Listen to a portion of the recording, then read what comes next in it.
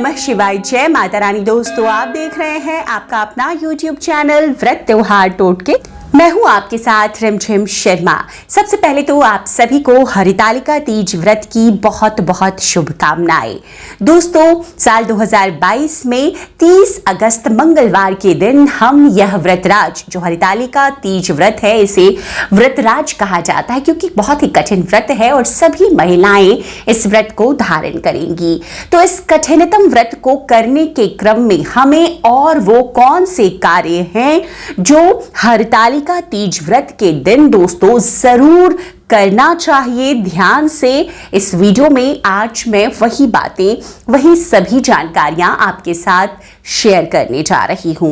दोस्तों, हरितालिका तीज व्रत सुहागन महिलाओं के लिए व्रतराज है, सबसे कठिन व्रतों में एक है और यह व्रत महिलाएं अपने पति के लिए रखती हैं, अपने पति के लिए, उनके उन्नति तरक्की के लिए, अपने सौभाग्य वर्धन के लिए, दाम्पत्य जीवन में खुशहाली के लिए, संतान प्राप्ति के लिए और दोस्तों पति हमेशा जीवन में उन्नति तरक्की करते रहें। सभी सुहागिन महिलाएं इसी कामना से इस दिन भगवान शिव, माता पार्वती की पूरे परिवार सहित शिव परिवार की पूजन करती हैं। तो क्या वो ऐसे कार्य हैं, मैं यहाँ पर एक एक कर, वो बहुत जरूरी कार्य हैं दोस्तों, क्योंकि इन कार्यों के बिना हरितालिका तीज व्रत संपूर्ण ही नहीं माना जाता है। हर सुहागन महिला के लिए ये जो मैं 11 काम बताने जा रही हूँ हरितालिका तीज व्रत के दिन करना बहुत ही जरूरी है व्रत के संपूर्ण फलों की प्राप्ति के लिए। सबसे पहला कार्य जो इस दिन आपको करना है, हरितालिका तीज व्रत के दिन हर सुहागन महिला अपना शादी का जोड़ा जरूर पूजा के वक्त पहने। अब देखिए, यहां पर यह भी एक बात है कि शादी का जोड़ा शादी के कई साल के बाद पुराना हो गया, खराब हो गया, नहीं है अब आपके पास, तब आप क्या करेंगे? तो ये तो उन महिलाओं के लिए है जो शादी के साल से शुरू कर रही हैं। कम से कम 5 साल तक उनको अपने शादी के जोड़े को पहनना चाहिए और उसके आगे जो शादी में चुनरी होती है, हमारी सुहाग की निशानी होती है, वो चुनरी हमें आजीवन, देखिए, हर सुहागन महिला को रखना होता है। कोई भी व्रत त्योहार पूजा पाठ हो तो हमारी शादी की चुनरी ओढ़ते हम जरूर हैं और तभी वो पूजा संपन्न करते हैं। तो आपको शादी की अपनी चुनरी ओढ़कर ही यह पूजा, यह व्रत भी संपन्न करना चाहिए। जब आप कथा कर रही हो शाम को और उसके बाद जब पूजा आराधना कर रही हो, उस समय आप जरूर अपनी शादी का जोड़ा या शादी की चुनरी पहनकर ही पूजा संपन्न करें। दूसरी वो चीज दोस्तों, इस दिन हर सुहागन महिला को अपने सिंदूरे से ही सिंदूर लगाना चाहिए। ये सुबह स्नान करने के बाद भी आप लगाएं। इसके बाद देखिए, पूजा स्थल पर सिंदूर रखने का रिवाज है, तो शाम की पूजा जब हम करते हैं माता की विधि विधान से, तो उस समय भी आपको ये सिंदूर लगाना होता है। शादी की सिंदूरे में लगभग सभी जगहों पर पीला सिंदूर ही होता है। शादी का सिंदूर आप किसे कहते हैं, कई लोगों को नहीं पता। तो शादी में जो ससुराल पक्ष से सिंदूर आता है जिसमें भरकर, आमतौर पर हमारे यहाँ उत्तर भारत में देखिए वो लकड़ी का एक लाल रंग का सिंदूरा होता है।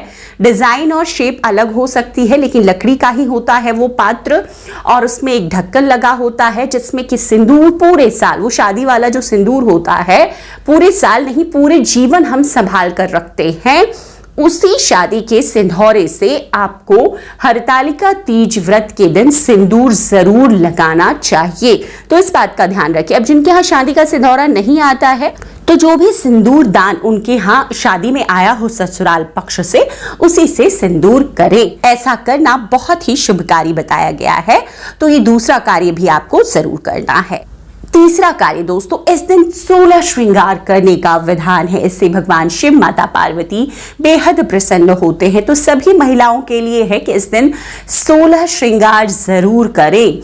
यहीं पर जो चौथी बात है वो भी मैं आपको बता दूं कि इस दिन सुहाग की जितनी निशानियां हैं सभी धारण करनी जरूरी बताई गई है। जैसे कि आपको मंगलसूत्र जरूर पहनना चाहिए, जैसे कि इस दिन पायल, बिछवा, जो भी आपकी सुहाग की निशानी है वो हरितालिका तीज व्रत के दिन आप जरूर धारण करें।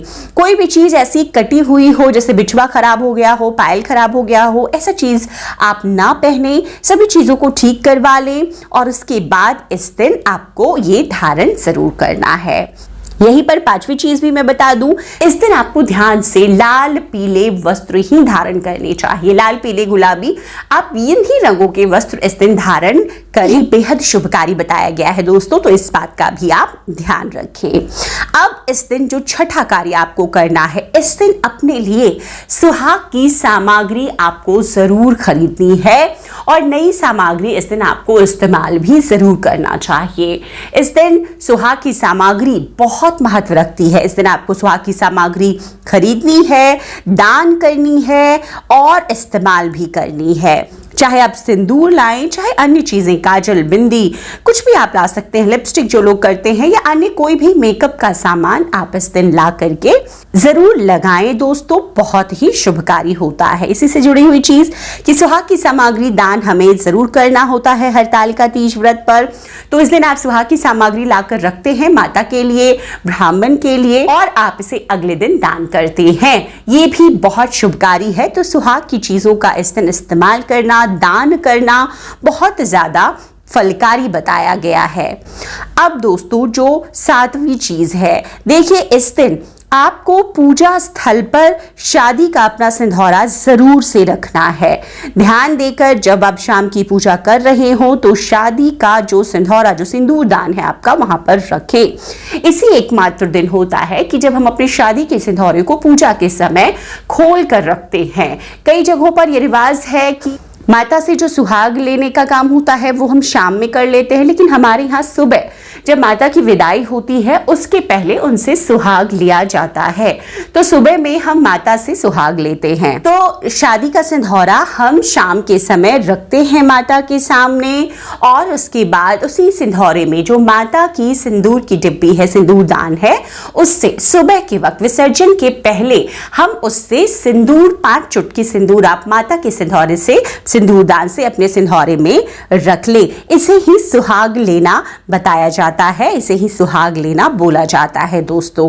तो इस प्रकार से जो 8वां कार्य है माता से सुहाग लेने का, आप वो सुबह के समय विसर्जन के पहले जरूर ध्यान से कर ले। फिर उसी सिंधौरे से साल भर आप चाहे तो सिंदूर कर सकते हैं।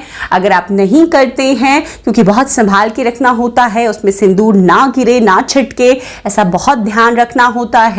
तो अगर आप साल भर नहीं कर सकते तो किसी भी सिंदूर दान में, किसी भी सिंदूर की डिब्बी में आप सिंदूर थोड़ी सी एक चुटकी उससे लेकर रख लें और उससे रोजाना कर सकते हैं। और जो आपका मुख्य सिंधौरा है उसे आप सुरक्षित स्थल पर रख सकते हैं। हरतालिका तीज व्रत में 10वां वो कार्य जो आपको खुद से जरूर करना है। देखिए शाम की पूजा के समय या सुबह की पूजा, दोनों ही वक्त में जब भी आप पूजा कर रहे हो, आपको इस दिन पूरे मांग भर सिंदूर, न मतलब कि सुहागन महिलाएं नाक से सिंदूर लगाकर पूरे मांग सिंदूर लगाती हैं। देखिए आमतौर पर क्या होता है कि सिंदूर हम थोड़ा सा भर लेते हैं मांग के शुरुआत में, लेकिन कभी भी किसी भी व्रत त्योहार, और खास तौर पर जिस व्रत को हम सुहाग के लिए कर रहे हैं, पति की जीवन की उन्नति तरक्की के लिए कर रहे हैं, उन व्रतों में तो पूरी मांग सिंदूर लगाने का ही महत्व बताया गया है। तो नाक से लेकर जहां तक आपकी मांग जाती है वहां तक इस दिन सिंधौरे से सिंदूर जरूर भरें। एक और कार्य आपको यहाँ सिंदूर से जुड़ा कर लेना है इस दिन। जैसे मैंने बताया, सिंदूर लगाने का भी बहुत महत्व है। जब आपको कोई सिंदूर लगाए, आप पलटकर उन्हें सिंदूर जरूर लगाएं। इससे भी सुहाग में बढ़ोतरी होती है, पति के जीवन में उन्नति तरक्की होती है। तो इस कार्य को भी आपको जरूर करना है। 11वां कार्य दोस्तों, इस दिन आपको जो, अगर आपने मिट्टी की मूर्तियां, देखिए आमतौर पर पार्थिव शिवलिंग और शिव परिवार बनाकर ही हरितालिका तीज में पूजन किया जाता है, क्योंकि ऐसा ही माता गौरा ने, माता पार्वती ने शिवलिंग बनाकर उनका पूजन किया था और अगली सुबह विसर्जन किया था, और उसके बाद ही भगवान शिव उन्हें पति के रूप में प्राप्त हुए थे। तो आमतौर पर तो हर क्षेत्र में रिवाज यही है कि मिट्टी का शिवलिंग बनाया जाए। माता पार्वती, कार्तिकेय, गणेश और माता पार्वती की सहेलियां प्रतीकात्मक आप लिंग स्वरूप भी बना सकते हैं और उनकी पूजा करते हैं हम विधि विधान से हरितालिका तीज व्रत के दिन, और अगले दिन सुबह में सूर्योदय के पहले उनका विसर्जन किया जाता है। तो विसर्जन के नियम में यह जरूरी है कि जिस महिला ने भी वह पूजा संपन्न की है वो महिला स्वयं विसर्जन करे। ये नहीं कि आप विसर्जन सामग्री इकट्ठा करके रख दें और दिन में कभी भी किसी अन्य के साथ विसर्जन के लिए भेजे, ऐसा नहीं होता है। सूर्योदय से पहले हरितालिका तीज व्रत के अगले दिन विसर्जन करना जरूरी होता है, वो भी स्वयं से। आप अगर बहते हुए जल में विसर्जन नहीं कर सकते, आप किसी मिट्टी में एक गड्ढा खोदकर वहां पर जल भरकर उसमें विसर्जन कर दें, क्योंकि ये मिट्टी के ही हैं मूर्तियां, शिवलिंग, तो आप उसमें आसानी से विसर्जन कर सकते हैं। अगर आप वो भी नहीं कर सकते तो अपने घर में कोई पॉट ले, उसमें पानी भर करके उसमें विसर्जन कर लें। लेकिन सूर्योदय से पहले जो ये विसर्जन का काम है, आपको इस पूजा को संपन्न और सफल बनाने के लिए जरूर करना है। इसके बाद जो आपको करना है, इसके बाद में आपको सुहाग और जो भी सीधा आपको दान देना है ब्राह्मण को, वो दान के लिए निकाल दे। देखिए, इतनी सुबह में अगर आप दान देने नहीं जा सकते तो दान के लिए निकाल करके आप अलग रख दें और इसके बाद ही व्रत आप पूजा के प्रसाद से खोलें। व्रत खोलने के लिए जो नियम है, कई जगहों पर खीरा और काले चने का प्रसाद लगाया जाता है भोग में, उन्हीं से व्रत खोला जाता है। कई जगहों पर जो भी भोग आप अर्पित कर रहे हैं, जो भी फल या फिर गुजिया बनती है, अन्य स्थानों पर मीठे पुए बनते हैं, जिससे भी आप व्रत